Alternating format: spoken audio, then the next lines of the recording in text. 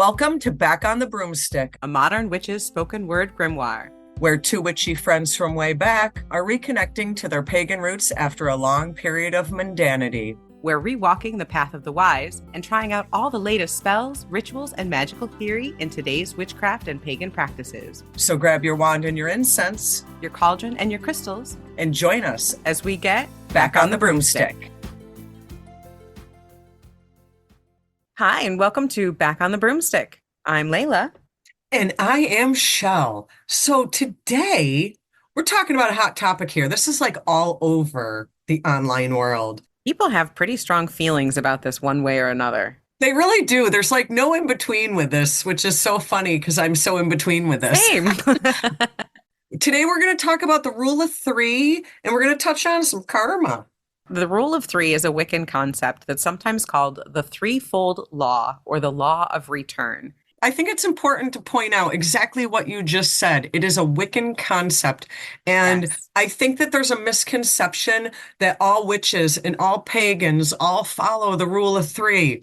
Only if you're Wiccan. And not everybody's Wiccan. So not everybody follows the rule of three because it's not a part of their thing, their belief, their jive. Exactly. Yes, this concept actually comes from most likely Gerald Gardner. He's the first person that we can find a record of that talks about anything remotely like the rule of three.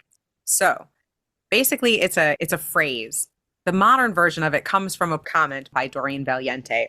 In 1964, she said in a public speech, 8 words the Wiccan read fulfill, and it harm none, do what ye will. I mean, it sounds great, but it's not like some ancient thing. No, this was in 1964.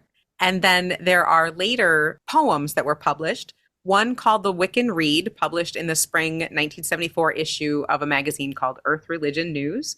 And then one later in the Green Egg magazine, which I love. And this was published by a woman named Lady Gwen Thompson, and she called it Read of the Wiccae, Wiccae. And she said that it was from her grandmother, Adriana Porter, who was from a long line of witches.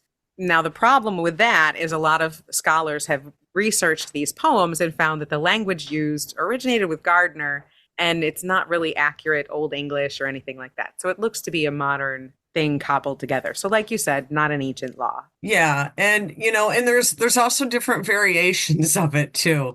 So it's not like even the verbiage is set in stone, because I've even heard it as mind the threefold law. You should 3 times bad, 3 times good. Again, it sounds beautiful. I love it. It has a good rhyme and jive to it, but the concept is not to be tagged with everyone who identifies as a witch or a pagan. That's correct. And the line that you mentioned is actually another line from the full poem. The Wiccan Read is actually a 26 couplet rhyming line poem. Yeah, it's 26 lines. I'm just going to read 3 of them. The biggest 3 that you'll hear are the first line, bide ye Wiccan laws ye must, in perfect love and perfect trust. Another line later in the poem is mind the threefold law ye should, 3 times bad and 3 times good. And then the last line is these 8 words the Wiccan read fulfill, and ye harm none, do what ye will. So these are all part of a greater 26-line poem called the Wiccan Read. Again, that's ascribed to a couple different people, but they're mostly sure that it came from Doreen Valiente's work, Gerald Gardner's work. And so that's where this concept came from. The idea is that everything you put out there comes back to you threefold. So if you're putting out good shit's coming back times 3. And if you put out bad shit's coming back times 3. But the problem is sometimes shit just happens. Exactly. Sometimes someone can do as many good things as they possibly can, and life still shits on them. Right. Sometimes people can be the biggest jerk in the world, do the worst things. And it's all sunshine and roses. Exactly. The universe is kind of a bitch sometimes, and we don't know why. We try to contain it and do magic and control it as best we can, but it doesn't always work. And that's why I think that maybe, like, in my opinion, I'm gray on it. I'm not going to lie. I've sometimes put out less than stellar shit, fully knowing what I'm putting out there and been okay with that. But I kind of link this with the concept of karma. For good or bad, I think a lot of people do. What goes around comes around, man. If you're a shitty person, somehow, some way, that will come back to you. Might not be today, might not be tomorrow, but somehow, some way, your shit is going to come back to you like a boomerang. Karma has a lot of different meanings. I mean, the Hindu philosophy ascribes a lot of different meanings to it. Other cultures ascribe different meanings to it. It's a difficult concept to pin down exactly. But basically, the idea is that what you do in this lifetime determines what kind of lifetime you will be reborn into the next one. If you do good in this lifetime, in your next lifetime, you'll be born at a higher station.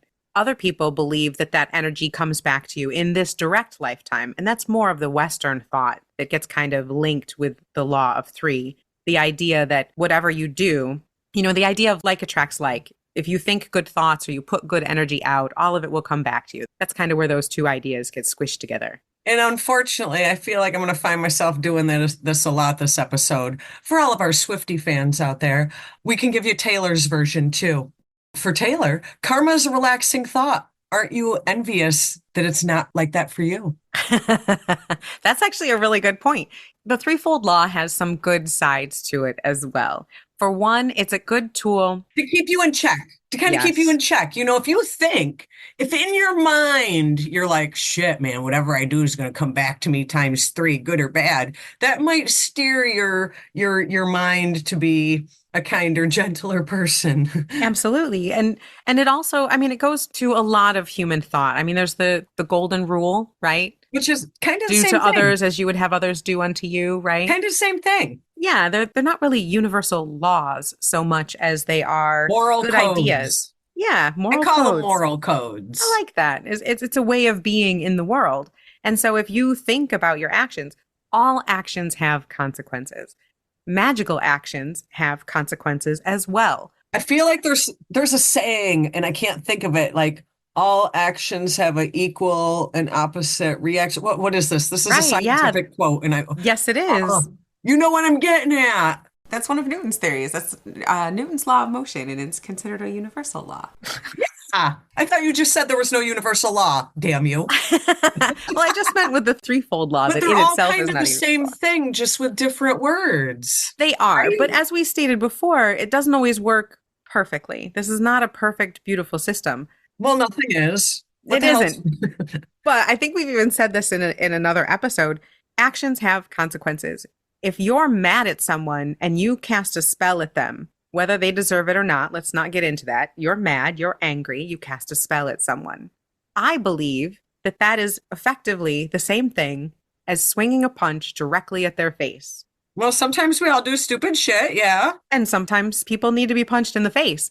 If you do either of those actions, something will happen back to you. We are not advocating violence here, folks. We're not saying you should punch anyone in the face. What I'm saying is if you do punch someone in the face, either with a spell or with your fist, you should expect some type of reaction. Yeah, but you know what the problem is with your theory in society? People know that there's a reaction to that. People don't always realize there's consequences to spell work. That's right. And maybe because they can't see it, whereas they can see a fist being swung directly at them. Maybe because they can't see it, they don't realize that those energies will have some type of rebound. But as we've seen in life, sometimes there are people who can punch someone in the nose and have absolutely no consequences. Or there's people that can take the high road and still get gut punched in return. Exactly. Because karma's a bitch. It is. But most of the time, if someone gets punched in the nose, if they deserved it, the person doing the punching does not usually get punished. Oftentimes they might get praised,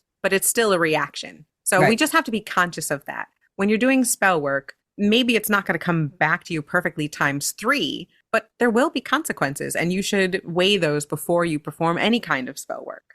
And we've had this conversation previously where we've been asked by listeners and just people in general, have you ever cursed someone or hexed someone or done, negative magic towards someone? I ain't going to sit here and lie to you. Yes, I have.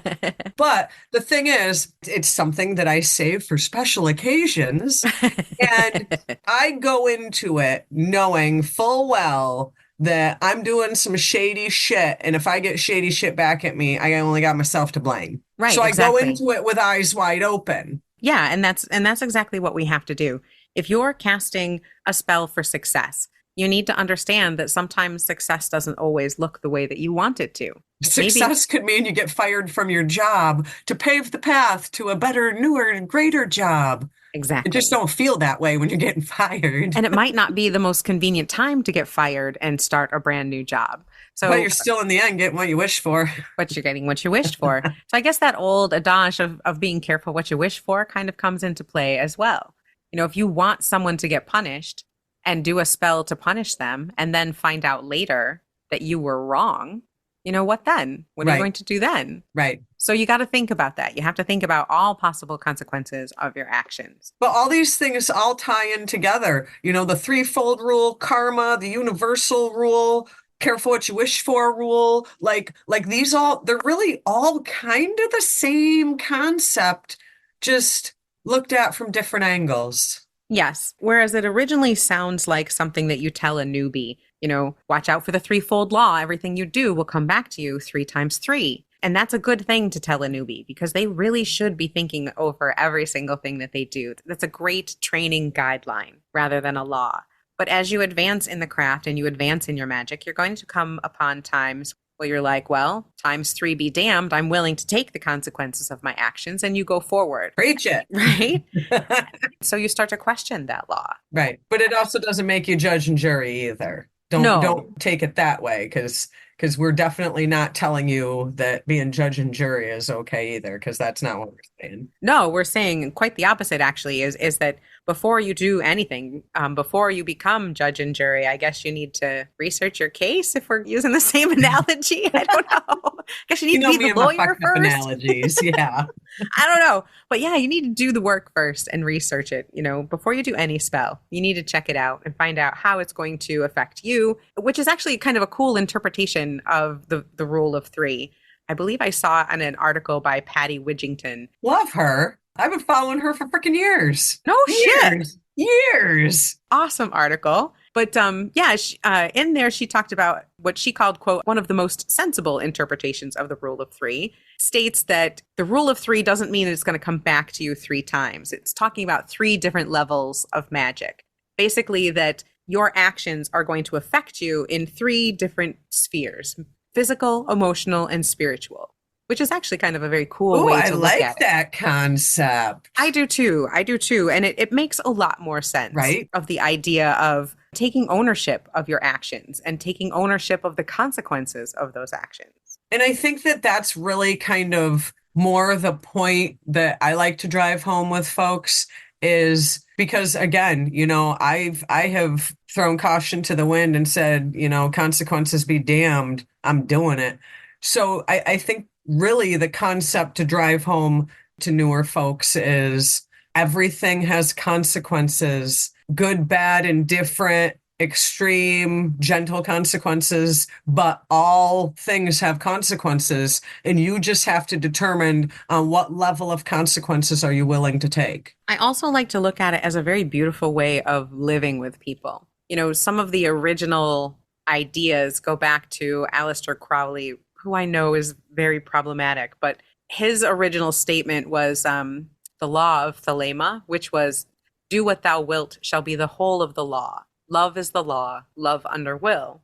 And that sometimes is said to be where Doreen Valiente and Gerald Gardner got the idea for their Wiccan read. Well, like you said, Crowley, a little problematic kind of guy.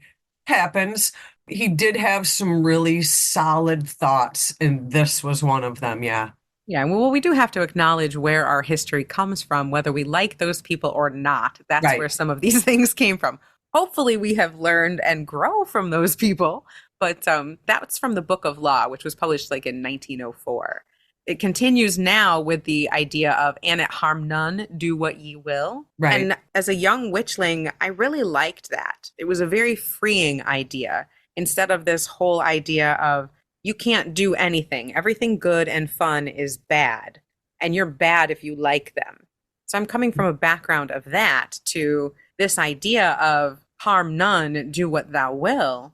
Right. That's amazingly freeing and wonderful that, all these things that I enjoy, as long as I'm not harming anyone or myself, because and it harm none is to not harm you as well. None means none. So the idea of doing things as long as no one got hurt, that was incredibly freeing. You could dance, you could sing, you could have sex, you could have relationships, you can read all the books, learn all the things. Nothing is forbidden as long as it doesn't hurt anyone. And so that's kind of a great way to be in the world. And that's why I think it is a good concept, whether you are totally into it or a little more on the gray side. It definitely is something that you want to kind of keep in the back of your mind, because if nothing else, it's going to kind of keep you in check mentally. Okay, rule of three. Am I really just pissed off and angry and fucked up right now? I need to think this through. Or are you just shooting from the hip here, which could have really not so nice consequences depending on what you're doing? It gives you kind of that little angel on your shoulder kind of thing, Or a little devil, like, okay, so I'm going to get some consequences, but they're not going to be that bad. You got the little angel kitty cat on your shoulder going, don't forget about karma and the threefold law. And then you got the little other devil kitty on your shoulder saying, throw caution to the wind, bitches. Let's roll. They deserve it. Just do it. Right, yep. Right. All I can think of is Tom and Jerry with the little kitties on his shoulder, the devil and the angel. Sometimes he would listen to the good kitty, and sometimes he would listen to the bad kitty, and sometimes it worked out, and sometimes he got an anvil to his head. That's right. I'm going to use that with my students next time. The way that you just put it as a moment to think, a moment of self-reflection, it's not a universal law. We should not look at this as this is an ancient proverb from our grandmother's grandmother's grandmother, and it was passed down unchanged for millennia. It's not that. You make that sound so believable, though. Right? It sounds so good like that. But it isn't that. It's still a very cool idea to help you stop and think about your actions and what you're doing, and do you really want this and the consequences of this. And then how you perceive from there is totally up to you. Completely up to you. I mean, you have to use your own discretion. There's going to be times when you do want to do that abundance and prosperity spell and the stability be damned. And there's going to be times when you do think someone needs to get their comeuppance and consequences to yourself be damned. And hexing our exes. That's right. Sometimes exes need hexing, just saying. That's right. But you also need to be prepared to accept those consequences. Right. And you need to fully think it through before you do it. So if the threefold law allows you to do that, gives you that moment to be like, oh, right. Take that moment of pause. Yeah, then I think it's a great thing. So universal law, not so much. But good advice, sure. I find it interesting that people are in these crazy heated conversations about this online. You would think they're fighting for their life on this one. I have seen groups blow up and die over the threefold law. Yeah. Which makes no sense to me. Arguing about it, that's like saying, I'm mad at you because your favorite color is red. You can either ascribe to the threefold law as something that you follow as a hard and fast rule or not. But I don't think we need to get into the proselytizing that some religions do. We don't need to say my way is the only way, because there's proof that the threefold law does not universally work. And for it to be a universal law, science tells us it has to work every time in every situation, exactly the same for every person. And it just doesn't. Well, and I also think that, the thing that draws people to witchcraft and draws people to paganism and all of the things that come under both of those umbrellas is the fact that you can kind of tailor this whole thing to you personally. It's not like Christianity where we have this Bible and everything has to be done exactly how it says in the Bible. This isn't like that. So why, as a spiritual group, as a religious group, and as a witchcraft practicing group, do we feel the need to try to do the same thing and say, you can do what you want and tailor it to your own life, except for the rule of three? Like, what's with that? Do it your own. We have said this from literally episode 1. Do it how you want, what feels right for you, the way you want to do it. And if that includes the rule of three, great. And if it doesn't, great. We're all for people sharing their experiences. Please do tell us about times when the rule of three worked perfectly for you. Do you remember when people used to invoke the rule of three on someone? They wouldn't hex them, that they would just be like, I Yeah. call 3 by 3 on you, or something to Yeah. that effect. Yeah. Because I remember at one point it got twisted into 8 by 8. And I'm like, Oh, yeah, 9 by 9. And oh my goodness. what are we doing here, folks? Math is not my strong point. But if it works for you, that's wonderful. And I think that we should share those things. We should definitely share when something works or doesn't work for us. But we shouldn't condemn the people that it doesn't work for. Exactly. And I think in this particular case, it's very easily provable where it came from, when it was started, who wrote it, and how Right. all the different versions, and that it's not a universal law. But I think But maybe where that whole universal law thought comes in is the fact that it does seem that throughout the ages, multiple religions, multiple spiritual faiths, multiple societies have had some sort of similar thing. So they feel like it's universal, but put in different words. and I think that's why it worked for so long. I mean, there was a period in the 80s when we were told this is ancient knowledge. Yeah, This and came to us. we were also told the Aquanet was good for our hair. That's true. But we were told, and even our, all the books even said it at the time. When you started to do research, that's what you found was this is ancient knowledge that came down from the ancient knowledge tree and in all these old parts of the world. And these are true universal laws. And because they matched so well with other cultures and with other religious ideas, we accepted it. God, we were gullible. Well, I think we were all just starting out and we continued to learn. I think gullible is when you just stay there. Information was not as plentiful back in our day as it is now. And you almost had to like claw and scrape for info, claw and scrape for books. To find people. We didn't have the World Wide Web in 1989. Thank No. you. The limited information that we had access to, we believed every stinking word of it. And it was wonderful at the time. Absolutely. But that was Absolutely. how many years ago? And we are still students. We are still learning. That's what this belief system is. It is an ever growing, ever learning, ever evolving practice and idea.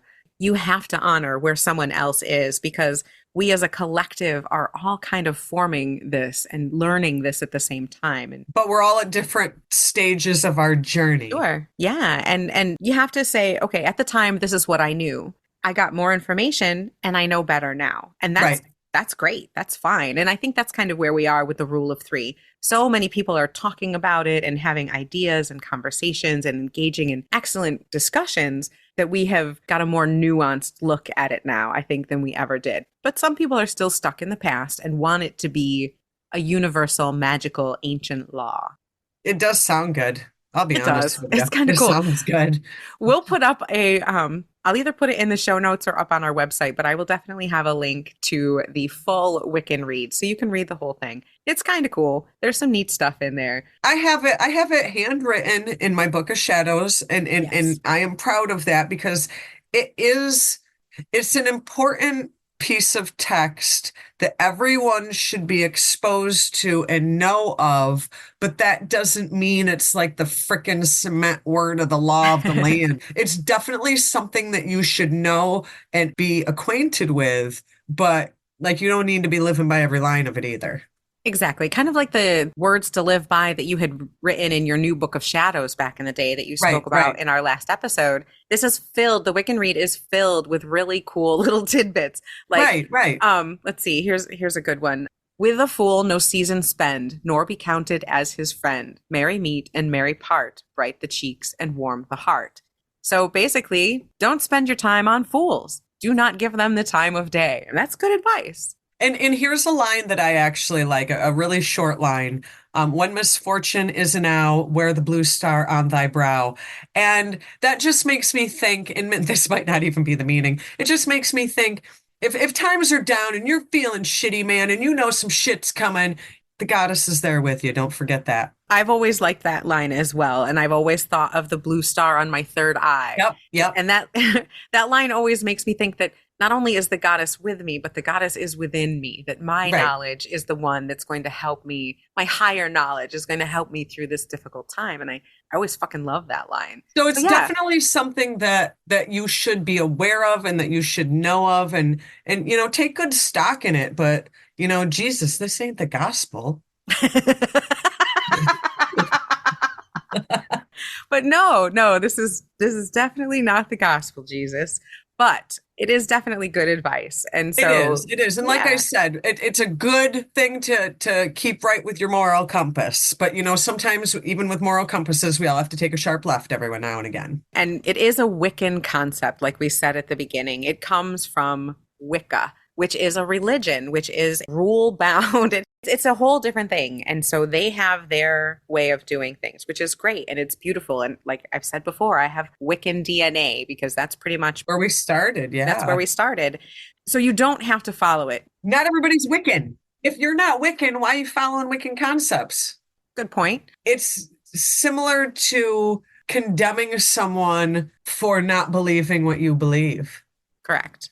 But I also think that if you're a witch, you should be really aware of your actions and how they affect you on all three levels: Oh, absolutely. emotional, physical, and spiritual. And you should also be aware. I mean, we're aware of the currents of energy that flow through us and other people. You have to know that things rebound and that what you do changes things. So being aware of it as a concept is definitely something I think all witches should do. Boomerangs are real things. Yes. And punching someone in the nose will have consequences of some type. And I believe that very strongly. And hexing your ex will have consequences of some type. You just Usually have to for the decide ex. you you just have to decide if those consequences are worth it to you. That's right. You have to decide if the consequences are worth it to you. So, and you should pay attention to that in everything. We're not just always talking about hexes. We're talking about good magic too. Are you prepared for that success? Are you prepared to move? If you're most people are more prepared for the shit than they are for the good. Just putting that out there. Statistically, people are not prepared for good things to happen to them. That's a good point. I hate that. If you ask for friendship and companionship and you start getting bombarded with invitations, are you ready for that? Are you in a good place to accept these things before you do the spell to get them? Right. Sometimes people aren't necessarily always mentally prepared for the good, just as much as people aren't always mentally prepared for the bad. But you forget that piece of the puzzle. You forget that good can be scary and different. And, who likes change? Yeah. So I'm not sitting here after I do any type of working expecting some big universal daddy to come down and smack me upside the head because I did it wrong. But I am prepared to accept the consequences of a universal daddy. Well, who else is going to punish you? I mean, come on.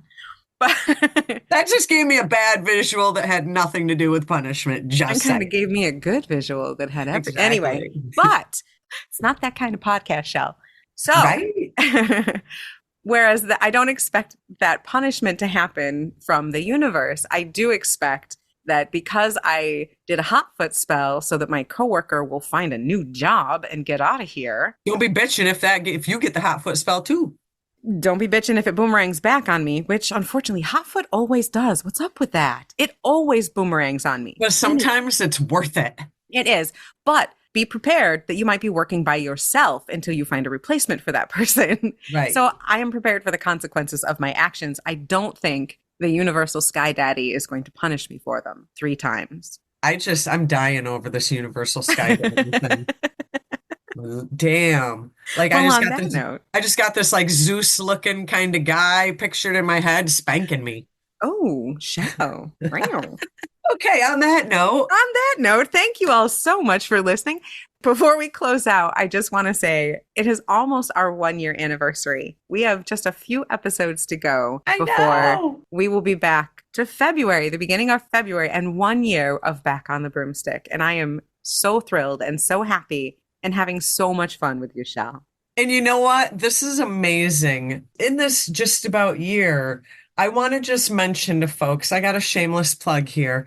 Laylla and I have been nominated on modernwitch.com for Best New Podcast of the Year, which, Yay. First of all, freaking thank you guys for nominating Thank you so much. That was amazing. It has been like a crazy roller coaster. So if you get a chance and if you are willing, would you please, modernwitch.com, vote for us, Best New Podcast of the Year. We would be so happy and so grateful.